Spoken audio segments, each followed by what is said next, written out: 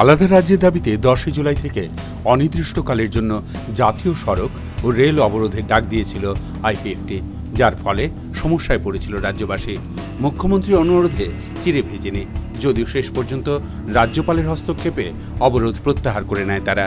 রবিবার ত্রিপুরা মোটর শ্রমিক ইউনিয়নের 11তম কেন্দ্রীয় সমাবেশ থেকে আইপিএফটিকে তীব্র ভাষায় আক্রমণ করলেন মুখ্যমন্ত্রী মানিক সরকার। ত্রিপুরাকে ভাগ করে আলাদা রাজ্য অবাস্তব কথা, রাজ্য জুড়ে অশান্তির সৃষ্টি করতে চাইছে, ত্রিপুরাকে ভাগ করতে চাইছে বলে সভামঞ্চ থেকেই আইপিএফটিকে আক্রমণ করলেন মুখ্যমন্ত্রী।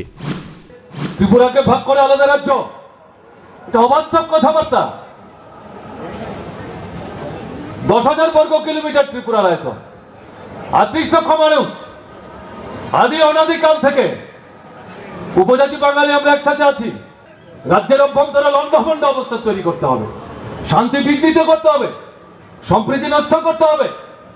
তার জন্য ওই আলাদা রাজ্য, আলাদা ত্রিপুরাকে ভাগ করার চক্রান্ত। ত্রিপুরা রাজ্যের ইতিহাসে এই প্রথম রাজ্যের মুখ্যমন্ত্রীকে টানা প্রায় 12 ঘন্টা গৃহবন্দী করে রেখেছিল বিজেপি। সেই দিনের ঘটনার পর আজ প্রথম মুখ খোলেন মুখ্যমন্ত্রী। যে দল দিল্লি থেকে সরকার চালায়, সেই দল রাজ্যের মুখ্যমন্ত্রীর বাড়ি অবরোধ করে তাকে গৃহবন্দী করার চেষ্টা করছে। এটা প্ররোচনা। ঠিক এইভাবেই কেন্দ্রীয় সরকারকে তীব্র আক্রমণ করলেন মুখ্যমন্ত্রী মানিক সরকার। যে 10 দিন জাতীয় সড়ক বন্ধ করে দিল, গভীর ষড়যন্ত্র। মুখ্যমন্ত্রীর বাড়ি অবরোধ করলো। শুনেছেন কখনো ভারতবর্ষে এভাবে একটা যে দল দিল্লি থেকে সরকার চালায়, সেই দল কোন একটা রাজ্যের মুখ্যমন্ত্রীর বাড়ি অবরোধ করে মুখ্যমন্ত্রীকে গৃহবন্দী করে রাখার চেষ্টা করছেন? এটা প্ররোচনা। একদিকে পাহাড়ে এক ধরনের প্ররোচনা, সমতলে আরেক ধরনের প্ররোচনা, গভীর ষড়যন্ত্র। একতা ভাঙতে হবে, সম্প্রীতি নষ্ট করতে হবে, বিরোধ বাঁধাতে হবে, অস্থিরতা তৈরি করতে হবে। তা করতে না পারলে পর ঘোলা ঝলে মাছ ধরা যাবে না।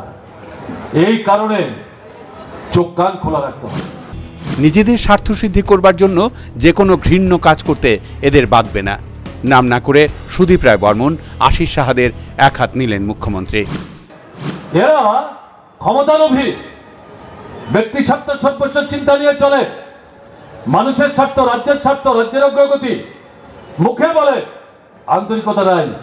কাজেই নিজেদের স্বার্থ সিদ্ধি করবার জন্য যে কোনো ঘৃণ্য কার্যক্রম করতে এদের বাধবে না। তাই আপনাদের সজাগ থাকতে হবে, সতর্ক থাকতে হবে। পাশাপাশি বিভিন্ন ইস্যুতে কেন্দ্রীয় সরকারকে আক্রমণ করেন তিনি।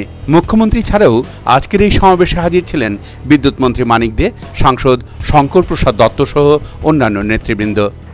Bureau report, news vanguard.